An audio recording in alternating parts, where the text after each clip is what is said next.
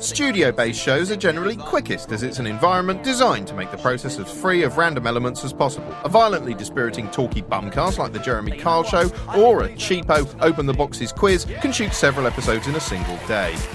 A non-studio comedy such as A-list Lovey Fest Extras might manage to bag 5 minutes in the can, while a flashy cinematic hour-long drama like Casanova can expect to eke out a mere 3 minutes a day. 3 minutes a day! It's like pushing a pea up Ben Nevis with your nose. Yes, the sorry truth is that while TV may look simple on the face of it, behind even the simplest bit of fluff lurks a huge logistical nightmare and hour upon hour of back-breaking toil. Although fortunately not for us presenters, we just get weighted on hand and foot. What the hell is this? I said I wanted a diet drink, you come and bring me a load of sugar-packed shit. What the f*** is wrong with you? How dare you? Actually, how dare you? Actually, how dare you? How dare you do this to me? This is a f***ing insult. Where did we find you anyway? I don't recall taking an advert out in Cretin Monthly, Burke Today. I'm going to talk to you like this for an hour, because that's what you deserve. OK, you're fired from London, just get out. Loans. I know nothing about loans. But I'll sell them anyway. Hi, Phil. Yeah, hi Phil, what the f*** are you doing here? Asked and wanted to put his credit cards and bank loans into one loan with easy repayments. I reckon all this financial talk's making Phil thirsty. He's going to have to get a glass of water in a sec. Yes, we do our best to find the most appropriate. Told you. Thousands of customers every month. He's sorted then. Absolutely. Yeah, whatever. Making repayments. Happy days. Oh, well, that's that sorted then. Time waits for no man, or so they say. Yeah? Well, try telling that to Doctor Who. Yes, the second series has been and gone, and so has Billie Piper, who not only gave a fantastic performance, I think, as Rose, but also allowed viewers to play a fun game called Which Bit of Her Face is the Biggest? It's her eyes, I reckon it's her eyes. Yeah. No, nose. Nostrils, nose. eyes. Mouth, lips. Now let's get something straight, okay? I love Doctor Who. It somehow bypasses the cynical, nasty, gnarled bit of my brain completely and plugs straight into my gurgling, overgrown child. I love the fact that it's a big, populist drama driven by ideas. What's happening? One of them must have found the right time window. Now it's time to send in the troops. Plus, it scares kids shitless. And I hate kids, so the longer they spend cowering in terror, the better. But nothing's perfect, so while Series 2 is still fresh in our minds, let's compile a little wish list for Series 3, starting with wish number 1. Next time round, less gurning. And by gurning, I mean this. Who are you gonna call? Ghostbusters! I ain't afraid of no ghosts. Alright? Less of that. I know Doctor Who has always been an eccentric, and fair enough, Tom Baker used to play him as the sort of man you wouldn't want to... Well, you wouldn't have to use a bath towel after him. Touch one wire against the other. But poor old David Tennant, who I think is great in all other respects, seems to have been encouraged to ramp up the goofiness until he becomes perilously close to being one of those archetypal, annoying, wacky characters from a bad US sitcom.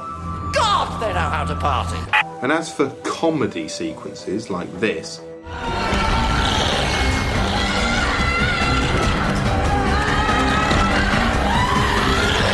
If you ask the Chuckle Brothers to do that, they'd just go... I don't want Doctor Who bumming around like he's in a bad Tiswas tribute, okay? I want him being brooding and serious. Hold on. Wish number 2, be less knowing, because occasionally, this series, the Doctor has behaved like a bit of a, oh, I've seen it all before, sort of arse. Oh, it's space! Oh, it's a sanctuary base. Wish number 3, cut the cheese. Okay, it's a good thing that New Who is more emotional than Old Who. Sometimes this series it's been genuinely moving. But rather than tugging your heartstrings occasionally and for great effect, Series 2 seemed to perpetually be yanking at them, which left it looking mawkish. Well, not mawkish, just mork, whatever bloody hell mork is.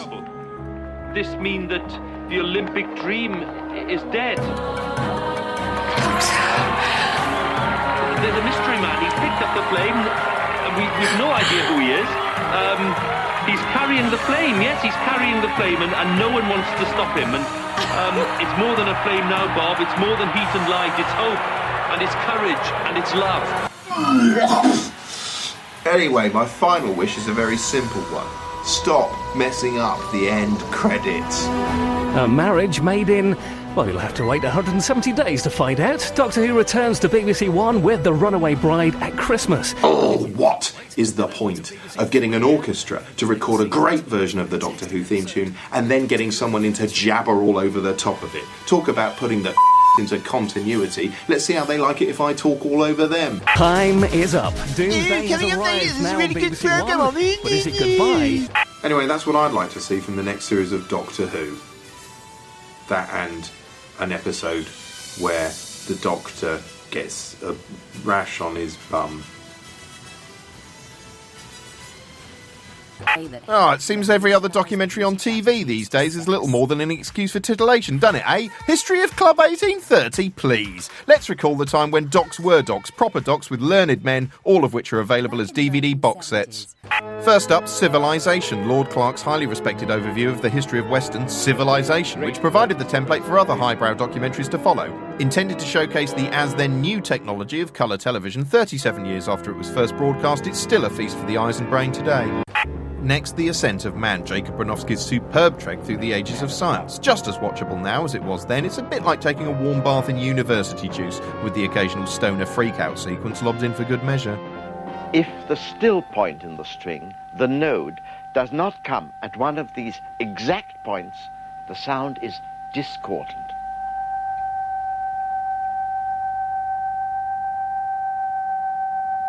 Finally, The World at War, an epic and heart-rending history of the Second World War, worth buying for Laurence Olivier's gracious and affecting voiceover alone. Down this road, on a summer day in 1944, the soldiers came. I once watched the whole thing over a single weekend following a messy breakup. Don't know if it helped at all, but it's a bloody good documentary. Now here's philosopher Jamie Whyte, who wants to talk to you about adverts. Advertisers aren't stupid. They know what to appeal to. And so you can tell, for example, what people value. So you don't see very many advertisements these days that appeal to people's desire to be respectable, for example, or to be sober. It's all about being sexy and fun and healthy and so on. At the moment, naturalness or nature is worshipped, and so a lot of products are promoted on the grounds that they are natural. Something is natural if you get it as you would find it in nature, unmanipulated by man's influence. I saw a Jordan's ad recently that had the theme Back to Nature and the lovely pictures of the countryside and so on, as if this product is somehow very natural. But you don't find packets of cereal in nature. You might say that all the ingredients of the cereal packet are natural, but these are unnatural collections of natural stuff, and that's all there can ever be, unless you want to eat butterflies and apples off trees and so on. It's the idea that natural's good that's so silly. Cars are very good in my opinion, whereas syphilis is not. The other peculiar trick is to say that you're more or less something without saying than what.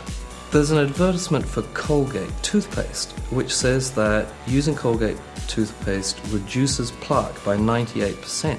Is that compared with not brushing your teeth at all, or is it compared with brushing it with a different toothpaste? Perhaps, I don't know, but perhaps scraping my teeth with a wire brush would reduce plaque by 98%. Unless I get this information in the advertisement, I'm none the wiser. These statistics also often display something I call spurious rigour. 9.5% or something. Well, if it's 9.5%, it must have been worked out scientifically, right? No one just made that up. Kellogg's currently advertises, I think, on the grounds that eating cornflakes makes you 9% more alert. Kids are on average 9% more alert. I looked up on the website to work out what this could mean, and was very helpfully informed that actually there are a lot of other findings from the research too. Children who had cornflakes were 17% less emotionally distressed, or something like that. But what is this measure of emotional distress, which admits for precise degrees like 17% more or less? If you were to have a history of advertising, it might be something a bit like a history of stupidity. Jeremy Kyle was born in London in 1965. Educated at Reading Bluecoat School, then Surrey University, Kyle spent the next 10 years of his life on the road working in recruitment and sales. Kyle became a dad in 1990. 6 years later, a friend told Kyle he had a good voice for radio. He decided to make a tape. In 1996, aged 31, Kyle began his broadcasting career on Kent's Invicta FM. He moved to Orchard FM later that same year. 1997 saw him move to Birmingham's BRMB station, presenting late and live, Sunday to Friday, 10 p.m. to 1 a.m. In 2001, Carl moved to the Century FM network, taking his late-in live show with him. 1st of July 2002, Carl hits the big time on Virgin Radio, presenting Jazz's Virgin Confessions, 8 to midnight weekdays. Hi, you're listening to the Jeremy Carl. In a bizarre incident, Carl's show was cut short one evening when 3 monsters burst into the studio and pissed on him.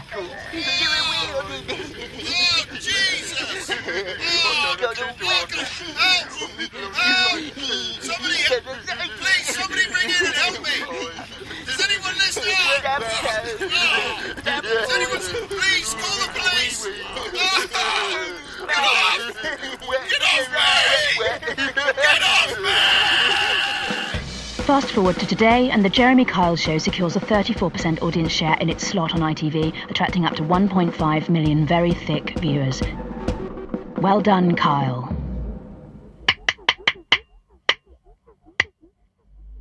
Now, it's been a while since I watched Britain's top soaps, but for the purposes of this show, I decided to return, like a long-lost illegitimate son, to see what's changed since I was last around.